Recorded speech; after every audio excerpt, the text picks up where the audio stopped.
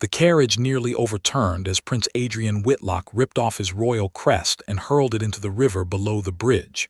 He was done. Done with people bowing to his title instead of looking him in the eye. Done with women who smiled at his crown and never at his face. Tonight, he was becoming nobody. Just a traveler named Adrian Cole, with a worn leather bag and a heart tired of being used. His younger brother Milo, deaf since the fever that nearly took his life at the age of 6, sat beside him, eyes wide with excitement, hands moving quickly in sign language. He wanted an adventure too, away from palace walls that never truly understood him. Adrian promised him one. They arrived in the small coastal town of Bramfield as the sun dipped low, painting the sky orange. Nobody here knew their faces. Nobody bowed. It felt strange, almost frightening, yet freeing. They rented a tiny room above a bakery run by an elderly widow named Margaret, who asked no questions and charged a fair price. That night, Adrian lay awake staring at the ceiling, wondering if he had made a terrible mistake, abandoning his duties for a reckless whim.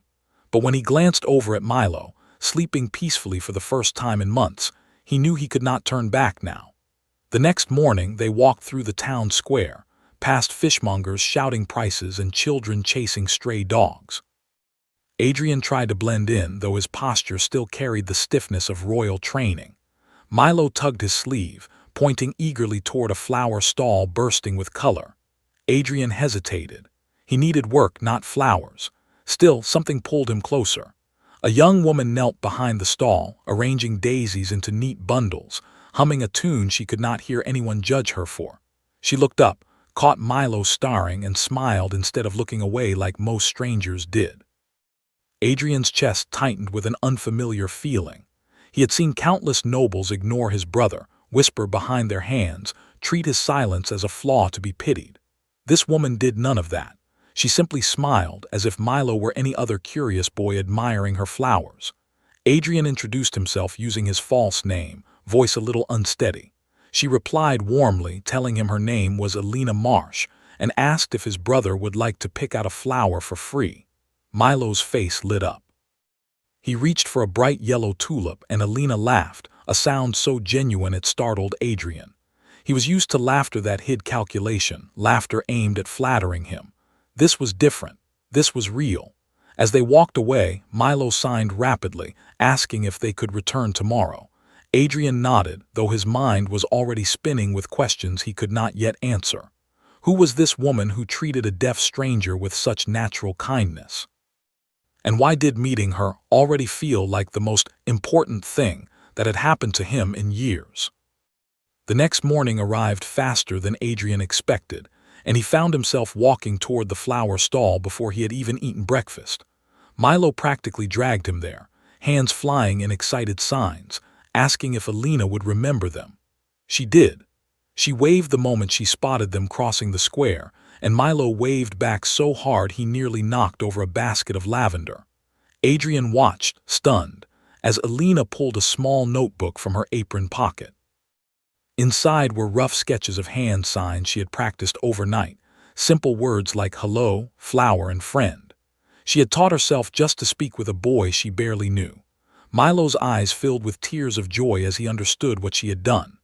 Adrian had to look away for a moment, his throat tight with emotion he did not expect. In the palace, tutors were hired to manage Milo, to teach him quietly in private rooms, away from public eyes that made his mother uncomfortable. Here, a stranger with dirt under her fingernails and flowers in her hair had chosen kindness without being asked or paid. Over the following days, Adrian began finding reasons to linger near the stall. He fixed a broken wheel on Alina's cart, using skills he had secretly picked up from palace carpenters as a curious child. He carried heavy crates of soil without being asked, ignoring the ache in muscles unused to real labor. Alina noticed his effort and thanked him with a shy smile that made his chest ache in an unfamiliar way. She spoke about her family struggling to pay rent since her father's illness kept him from working the docks.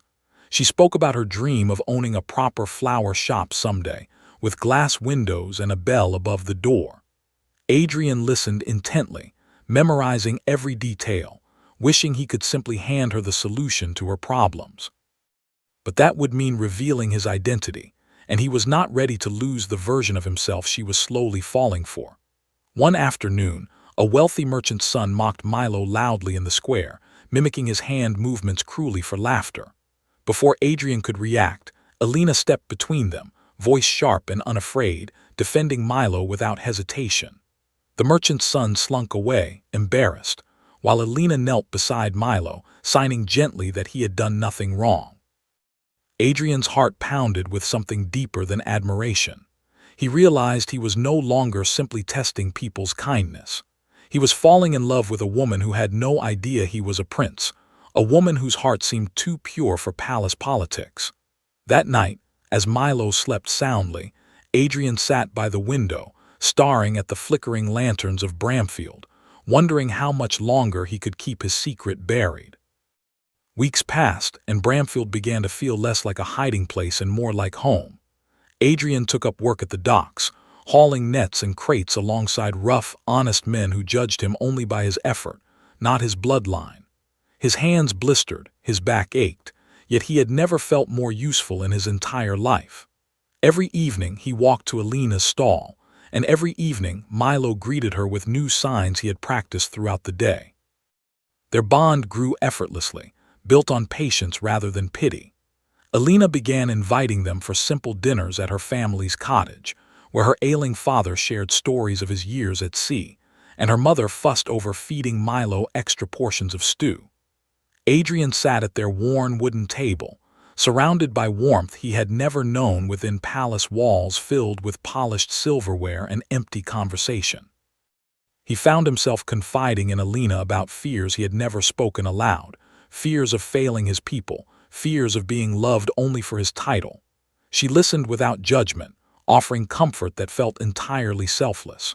One quiet evening, while Milo napped by the fireplace, Alina asked Adrian gently why he seemed burdened by something he refused to name. Adrian nearly told her the truth then, the words hovering on his tongue, but fear silenced him. Instead, he reached for her hand, and she did not pull away. Their fingers intertwined naturally, as though they had always belonged together. Milo stirred awake moments later, catching sight of them, and grinned so widely that Alina blushed, quickly composing herself. Later that night, walking home beneath a blanket of stars, Adrian realized he could no longer separate his happiness from Alina's presence in his life.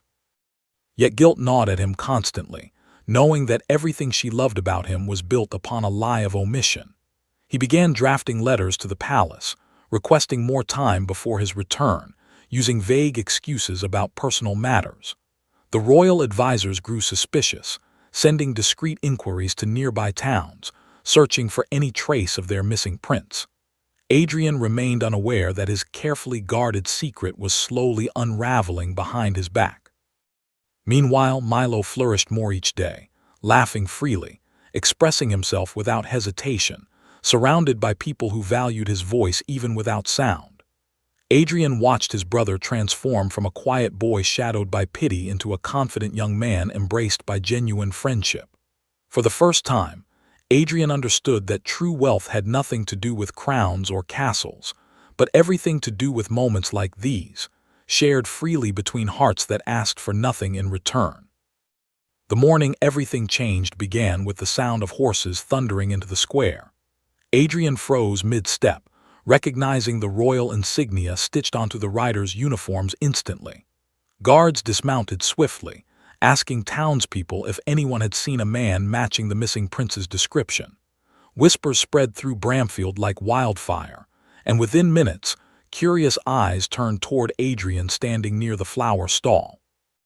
Alina's expression shifted from confusion to shock as she pieced together the truth, staring at Adrian as though seeing him for the first time.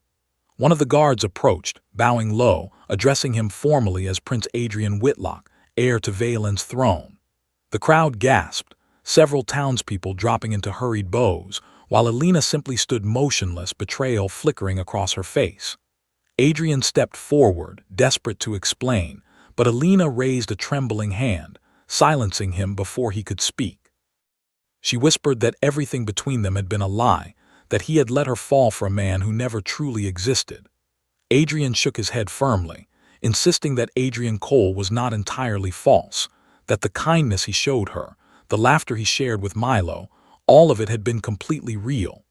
Alina's eyes glistened with tears she refused to let fall in front of the gathering crowd. She turned away, retreating into her family's cottage, leaving Adrian standing helplessly outside her closed door. Milo, sensing the tension, tugged desperately at Adrian's sleeve, signing frantically, asking why Alina looked so hurt. Adrian knelt beside him, explaining as gently as possible that sometimes the truth arrives at the worst possible moment, wounding people who least deserve it. That evening, Adrian returned alone to Alina's door, knocking softly despite the guards waiting impatiently nearby. When she finally opened it, her eyes were red from crying, though her posture remained proud and unyielding. Adrian spoke honestly this time, admitting that he had disguised himself out of desperation, tired of being loved only for his crown rather than his character. He confessed that watching her treat Milo with such genuine compassion had shown him something no palace could ever teach: real kindness without expectation of reward. Alina listened silently, arms crossed, clearly wrestling with anger and lingering affection simultaneously. She asked quietly whether anything he had told her about his feelings had been true, and Adrian answered without hesitation, telling her that falling for her had been the most honest thing he had ever done. Alina remained silent for a long moment, staring past him toward the horizon where the sun was setting behind the docks, unsure whether she could trust a heart wrapped in secrets, even one that seemed to beat so sincerely for her. Days passed with heavy silence between them, though Milo refused to let the friendship simply fade away. He visited Alina's stall daily, signing questions about why she seemed sad, gently reminding her through gestures how much her kindness had meant to him. Slowly, Alina's resolve softened, not because of Adrian's title, but because of the undeniable bond she shared with his brother, a bond built entirely on trust and patience. She began to realize that Adrian's deception, though painful, had come from vulnerability rather than cruelty, from a desire to be seen clearly rather than manipulated. One afternoon, Adrian arrived at her stall without guards, without formal announcements, simply as himself. He asked if she would walk with him along the shore, promising no more hidden truths, only honesty from that moment forward. Alina hesitated, then agreed, and they walked together as waves crashed gently against the rocks, the tension between them slowly easing with every step. Adrian explained that he had already spoken to his parents about her, describing her character with such conviction that the king and queen requested to meet her personally. Alina's heart raced with nervous anticipation, unsure how a humble flower seller could possibly stand before royalty without feeling entirely out of place. Yet when the day arrived, the queen greeted her warmly, having heard from Milo's own improved confidence just how deeply Alina had changed her son's life. The king, initially skeptical of unconventional matches, softened after witnessing Milo sign animatedly about Alina's endless patience and genuine affection. Over the following months, Alina visited the palace regularly, slowly adjusting to a world entirely different from her own, though she never lost the humility that made Adrian fall for her in the first place. With the royal family's support, she finally opened her long-dreamed flower shop, complete with glass windows and a small brass bell above the door, exactly as she had always imagined. Adrian visited every single day, sometimes helping arrange bouquets, other times simply watching her work with quiet admiration.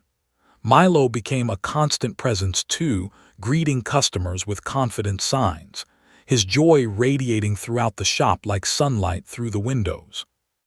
One evening, beneath a sky painted with soft orange and pink hues, Adrian knelt before Alina among rows of blooming roses, holding not a royal jewel, but a simple ring crafted with the same quiet sincerity that had drawn her to him from the very beginning. He told her that he was not offering her a crown, but a life built on honesty, laughter, and the kind of love that needed no titles to feel real. Alina, tears streaming down her cheeks, said yes without hesitation, understanding fully now that some of the greatest treasures in life arrived disguised as ordinary strangers.